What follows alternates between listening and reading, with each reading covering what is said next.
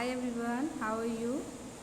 Here is our chapter number 10, Walls Tells Stories. इस chapter में हम ये देखेंगे कि हमारे इंडिया में किस तरह से कंस्ट्रक्शन किया गया है. सो वॉल्स टेल्स स्टोरीज सेंटेंस से ही हमें पता चलता है कि दीवारें कहानियाँ सुना रही हैं. Okay, in this chapter we should learn about different type of structure in our country. Okay, structure अगर हम पुराने समय के स्ट्रक्चर को देखते हैं, पुराने समय की बिल्डिंग्स को देखते हैं तो वो हमसे पुराने समय की कहानियाँ बताती हैं. ओके, फर्स्ट यहाँ पे पिकनिक में जो बातें हो रही हैं वो शेयर की गई हैं. ठीक है, यहाँ पे सबसे पहले हम ये जो पिकनिक है गोलकुंडा का पिकनिक है. सबसे लास्ट में हम गोलकुंडा पहुंचते हैं. बहुत सुंदर स्टोरी है. वी वर ग्लैड दैट दीदी वॉज विद अस. बच्चे बोलते हैं कि हमारे साथ दीदी थी, इसलिए हमें बहुत अच्छा लगा. दीदी ने हमें पूरे रास्ते हमें हिस्ट्री की कहानियाँ सुनाई. वो जहाँ जहाँ पर जिन प्लेसों पर दीदी घूमी थी वो प्लेस की उन्होंने स्टोरीज़ सुनाई. ओके, देन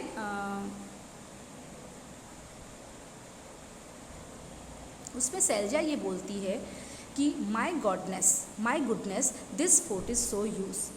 जब वो गोलकुंडा पहुंच जाते हैं और वहाँ का फोर्ट देखते हैं वो बच्चे, तो उसमें सैलजा बोलती है कि वाह, ये फोर्ट यानी कि ये जो किला है, ये फोर्ट है, कितना बड़ा है. श्रीधर बोलता है and see what a height is build, और देखो ये कितनी ऊंचाई पर बनाया गया है. कल्याणी बोलती है just look, have you ever seen the huge gate. चलो देखो, तुमने इतना बड़ा एंट्रेंस गेट देखा है कभी? फिर सैलजा बोलती है it must be very heavy. I wondered how many people would be needed to open the and close the gate. यहाँ पे जो गेट आप देख रहे हो ना, है ना, तो ये गेट बहुत हाइटेड गेट है गोलकुंडा के किले का. बहुत सुंदर कंस्ट्रक्शन है और इतना हैवी है ना कि वो सोच सकते हैं कि कम से कम 20-25 लोग उसको बंद करने के लिए, खोलने के लिए उस समय उन लोगों की ज़रूरत पड़ती होगी और अभी भी पड़ती है. कल्याणी बोलती है look at these sharp iron spokes, I wondered why are they are made. उसमें शार्प आयरन स्पोक्स बनाए गए थे, आयरन के स्पोक्स बनाए गए थे. तो वो बच्चे सोचते हैं कि ये क्यों बनाए गए होंगे. सैलजा बोलती है look at this thick walls too, और उनके आसपास मोटी मोटी दीवारें भी. मतलब वो किले को देखते हैं बच्चे, जब पिकनिक पर गए हैं और किले को देख रहे हैं तो वो लोग एकदम ये एक रियल स्टोरी है बेटा, और वो लोग एकदम सरप्राइज हो जाते हैं, अरे इतना बड़ा कंस्ट्रक्शन, इतनी बड़ी बिल्डिंग. फिर कल्याणी बोलती है कि at some place a part of the wall come out in the round shape. और बहुत सारी दीवारों पर देखो, आपने देखा होगा ना कि जो फोर्ट होते हैं उनकी जो दीवारें हैं एकदम राउंड शेप दिया होता है, दीवारों को एकदम राउंड शेप दिया होता है. दीदी बोलती है दीज आर कॉल्ड बुर्ज. वो जो राउंड शेप है ना, राउंड शेप है, उन्हें बेस्टन्स यानी कि बुर्ज कहा जाता है. दीज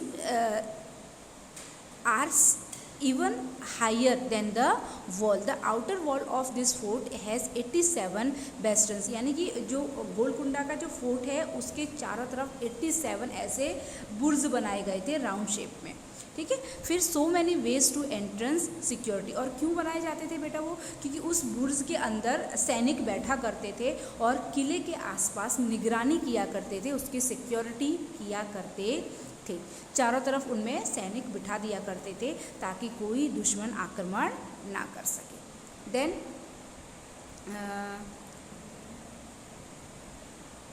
व्हाट यहाँ पे आप देख रहे हो, what did we find inside the fort. Fort के अंदर उन्होंने और क्या क्या चीज़ें देखी. सैलजा बोलती है आई wondered how old this fort would be. कितना पुराना ये फोर्ट रहा होगा और आज भी ये उतना ही मजबूत है, और जो लोग इसके अंदर रहते होंगे वो कैसे होंगे. कल्याणी बोलती है it was written outside that Qutub Shahi sultan ruled here after another from 1518 to 1687। Kalyani उनको बताती है कि कुतुब शाही यानी कि कुतुबुद्दीन के ज़माने के जो लोग थे वो 1518 में से लेकर 1687 तक वो लोग इस किले में रहते थे। देन दीदी बोलती है मच बिफोर दैट इन 1200, ठीक है, this fort was made of mud and different rulers lived hair. ये जो पूरा जो फोर्ट है, पूरा जो किला है गोलकुंडा का, वो मिट्टी से बना हुआ है और बहुत सारे राजाओं ने इस पर राज किया है, बहुत सारे लोग इसके अंदर, राजा इसके अंदर रहे हुए हैं। ओके, फिर सैलजा बोलती है this board has a map of the fort. वहाँ पर जब वो लोग एंट्री करते हैं तो पूरे फोर्ट का मैप एक बोर्ड पर लगा हुआ होता है लोगों को डायरेक्शन बताने के लिए। तो Sailaja that means that not only sultan but many other people like farmer and worker must also have been living hair.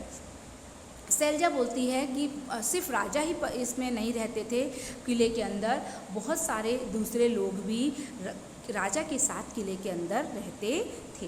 Okay, then Kalyani बोलती है it must have been a complete town. जो किला था, किला सच में कल्याणी बोलती है कि जो टाउन है वो एक सिटी के जैसा ही था, पूरा एक मस्त सिटी बनाया हुआ था, उसके अंदर राजा और राजा के साथ उसके लोग रहा करते थे। द सुल्तान पैलेस, और उसे सुल्तान पैलेस यानी कि राजा का महल के नाम से जाना जाता था। फिर यहाँ पे नेक्स्ट जो है सैलजा, आपको वापस से एक बिल्डिंग दिख रही है यहाँ पे, से सैलजा डिस्कस करती है कि even in those days they use to have building with 2 floor. उस समय के लोग भी 2 बिल्डिंग मतलब 2 स्टोरीज बिल्डिंग बनाया करते थे, डबल माले की बिल्डिंग बनाया करते थे। द कल्याणी बोलती है the building is ruins but one can image. यहाँ पे उस अब वो बिल्डिंग तो अब खंडर बन गई हैं, टूट फूट गई हैं बिल्डिंग्स, ठीक है, लेकिन वहाँ पे रूइंस मतलब जो उनके बच्चे कुचे जो बिल्डिंग्स है, टूटी फूटी जो बिल्डिंग्स है, वो लोगों को देखने के लिए रखी गई है। उसमें ही लोग पता लगा लेते हैं कि उन लोगों का कंस्ट्रक्शन कैसा होगा। बड़े बड़े हॉल थे, रूम्स थे, ठीक है, कंस्ट्रक्शन को देख के आइडिया आ जाता है। श्रीधर बोलता है ब्यूटीफुल कार्विंग है, और दीवारों पर इतनी सुंदर कार्विंग थी, राजपूतों के ज़माने की बहुत सुंदर कार्विंग वो लोग दीवारों पर, कार्विंग मतलब पत्थर में डिज़ाइन बनाया करते थे वो लोग, ठीक है। देन दीदी कहती है yes they are many big tanks, और वहाँ पर बहुत बड़े बड़े टैंक्स भी हैं, फाउंटेन्स हैं और बड़े बड़े गार्डन्स, यानी कि किले के अंदर, गोलकुंडा किले के अंदर ही बहुत बड़े बड़े गार्डन हैं, फाउंटेन्स हैं, है ना, घूमने की भी बहुत सारी जगह उन्होंने कंस्ट्रक्शन की गई है। यहाँ पे आप देख रहे हो बहुत सुंदर कंस्ट्रक्शन किया गया है, ठीक है, पानी तालाब है और तालाब के बीच में इस तरह का कंस्ट्रक्ट, ये फाउंटेन है, फाउंटेन में से पानी जब निकलता था तो ये बहुत सुंदर लगता था। Okay, now our next is What arrangement would have been made in the building of air and light। अब ऐसी बड़ी बड़ी बिल्डिंग्स वो लोग बना दिया करते थे पुराने ज़माने में, ऐसे है ना, बड़े बड़े फोर्ट बना दिया करते थे।